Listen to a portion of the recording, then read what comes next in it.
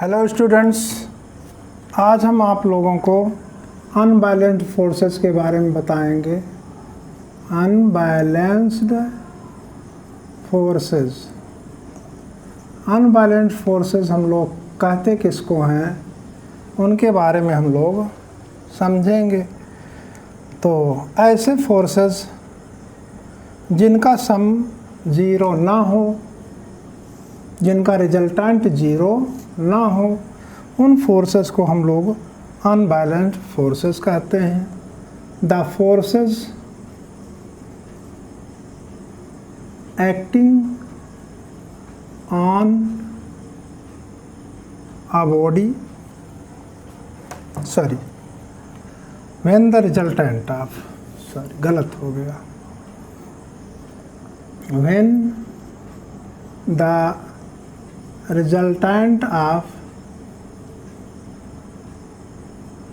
resultant of all the forces acting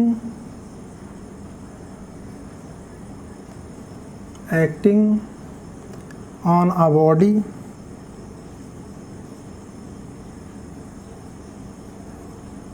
is not zero, then these forces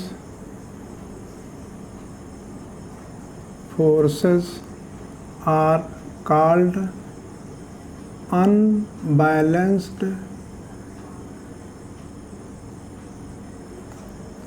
forces। इनको हम लोग unbalanced forces के नाम से जानते हैं। अब ये तो हो गई डिफिनेशन। अब इसका एग्जाम्पल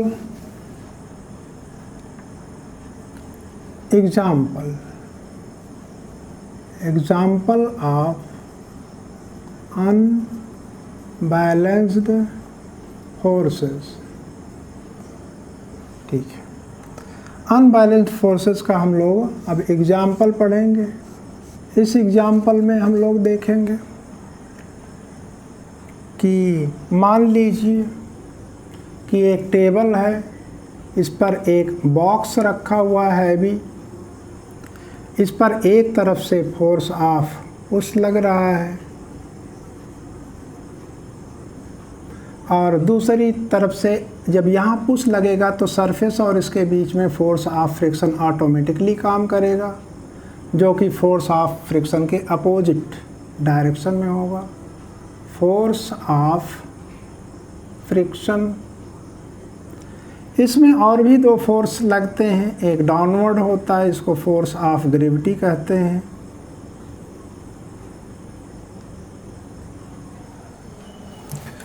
और एक अपवर्ड फोर्स लगता है, उसको आप रिएक्शन फोर्स कहते हैं। फोर्स, अब यहाँ पर force of push is greater than force of friction है। अगर force of push force of friction से ज़्यादा है तो यहाँ पर इन दोनों का रिजल्टेंट, इन दोनों का सम जीरो नहीं होगा। तो हम लोग इन फोर्सेस को हम लोग कहेंगे अनबैलेंस्ड फोर्सेस। इसको हम लोग सेंटेंस में लिख भी लेते हैं। Let a box is placed on a table and we push the box and box start moving. In this case, इस केस में हम देखेंगे ये मोशन करने का मतलब force of push force of friction से ज़्यादा लग रहा है। There are following 4 forces are acting on the body. कौन कौन से हैं फोर्स? यहाँ पर हम फोर्सेस के नाम लिख देंगे। ये है फोर्स ऑफ ग्रेविटी,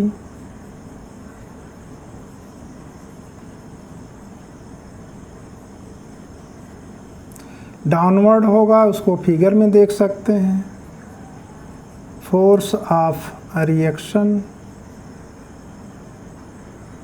और फोर्स ऑफ पुश,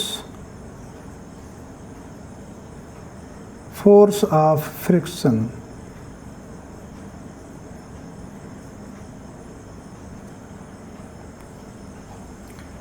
अब इसके आगे लिखेंगे हम लोग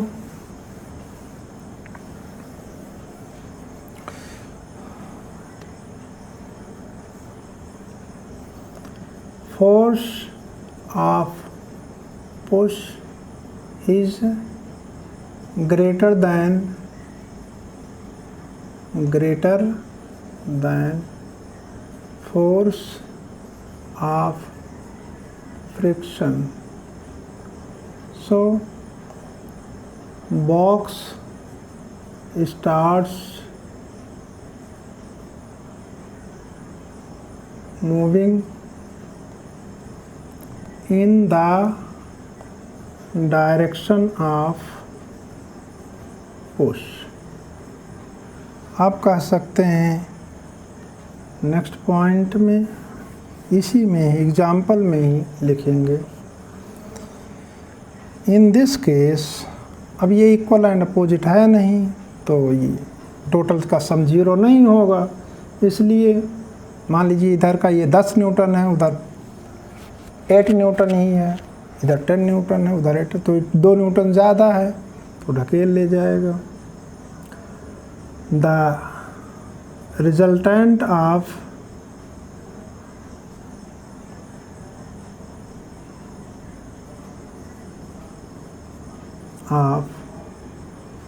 these forces is not 0, so these are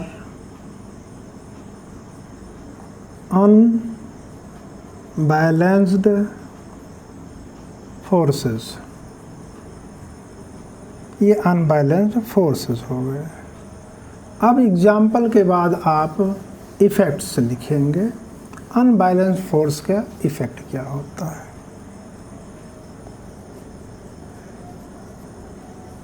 effects of unbalanced forces. Unbalanced forces के जो इफ़ेक्ट होते हैं उनको देखेंगे। इसमें आपको मिलेगा, पहला इफ़ेक्ट तो यही होता है, unbalanced forces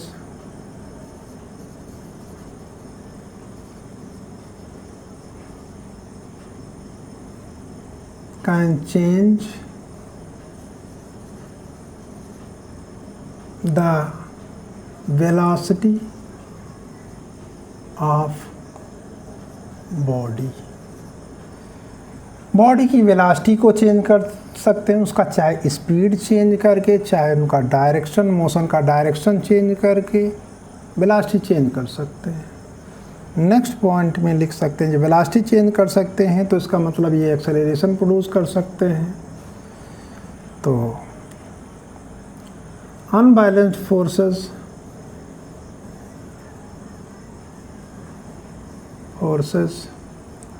can produce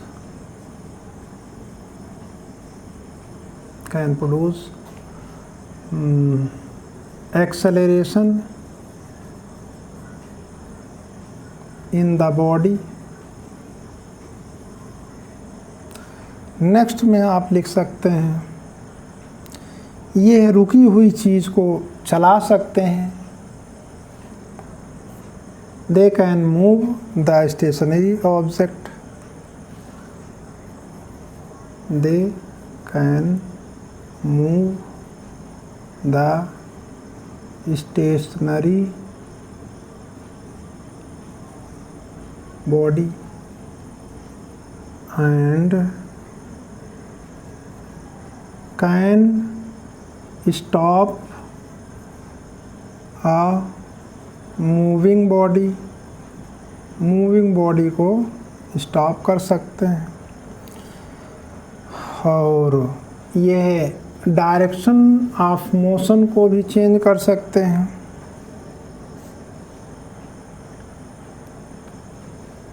they can change the direction of motion of body, body की मोशन के डायरेक्शन को चेंज कर सकते हैं।